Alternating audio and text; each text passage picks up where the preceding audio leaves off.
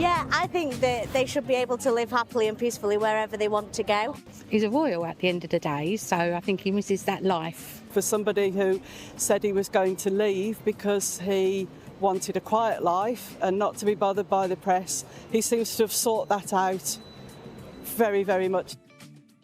Those are some of the mixed reactions from Londoners on news that Prince Harry and Meghan Markle moving back to the UK after 6 years in self-exile in America. Also today, a judge ordered Harry and 6 others, including Elton John, to pay $13 million in legal costs to the publisher of the tabloid The Daily Mail after losing a privacy lawsuit. I want to bring in CBS News royal contributor Amanda Foreman. Amanda, we had you on yesterday. I had to rush away, and I apologize for that. I'm delighted you're back because this story really has its hooks in me. So very quickly, what about this money that he's going to have to pay about this Daily Mail thing?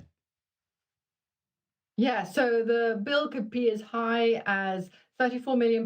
That's over $50 million. They do have insurance, which will cover half of it. But if they have to pay the full whack, that's several $1 million each per person. There's 7 claimants. They all are on the hook. Nobody wants to pay the full whack. That is for sure, Amanda.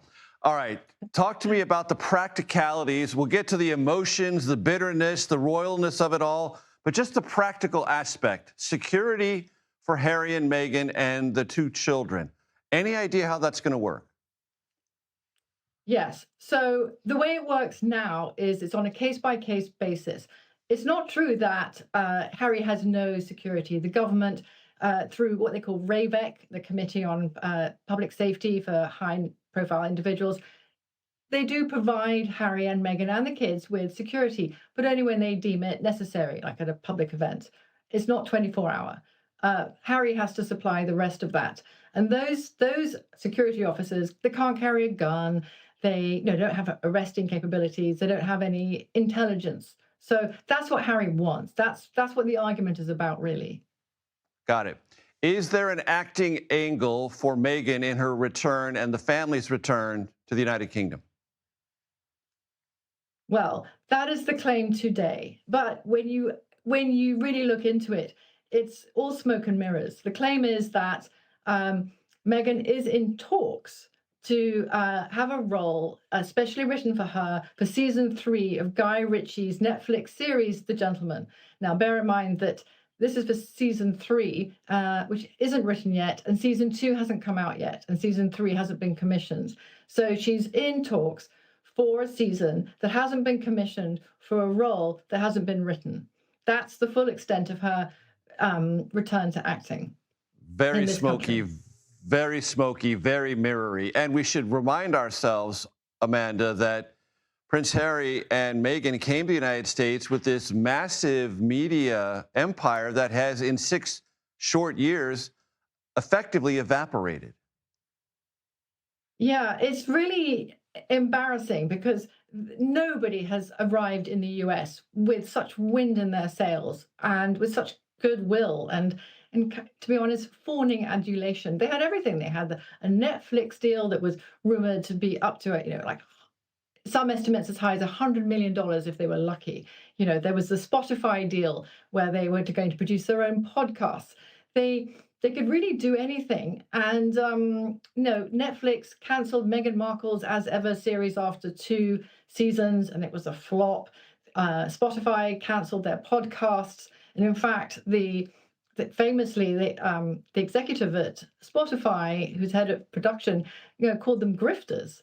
I mean, it was a big fail, and it was embarrassing.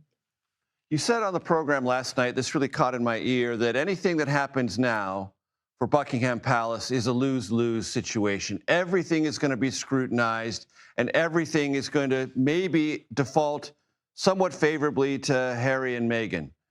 Walk my audience through that, if I understood it correctly.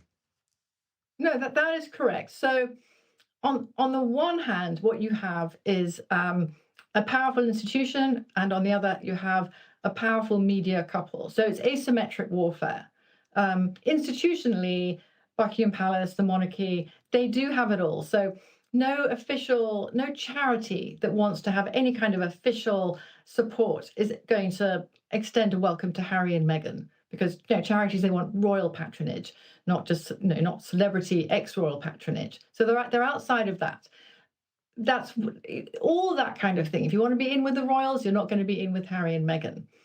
However, the court of public opinion, the person on the street, that's where Harry and Meghan are really good. They're better than anyone, actually, at pulling those strings. And the surprise press release, they come to England for a short visit. Nobody knows what they're really planning. And then just a few weeks later, up comes this release that they're coming back to England and nobody knows, and it wrong-foots everyone. They're really good at that kind of thing. Very quickly, Amanda, the internal family dynamics. You touched on this briefly yesterday. Any length of time you can imagine, 5 years, 10 years, longer, to reconcile with Prince William? With the king, it's a matter of months, and the king is not in the best of health.